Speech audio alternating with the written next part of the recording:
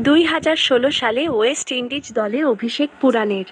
2024 সালের নভেম্বর মাসে শেষবার দেশের হয়ে খেলেছেন তিনি।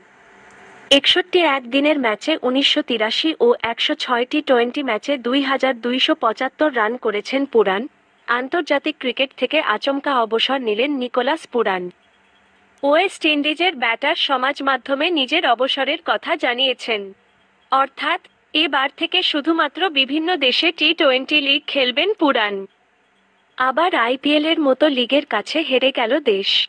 আবার আইপিএলের কাছে হার মানল দেশ। আন্তর্জাতিক ক্রিকেট আর খেলবেন না পুরান। 21 কোটির ক্রিকেটারের নজরে শুধুই টি-20 লিগ।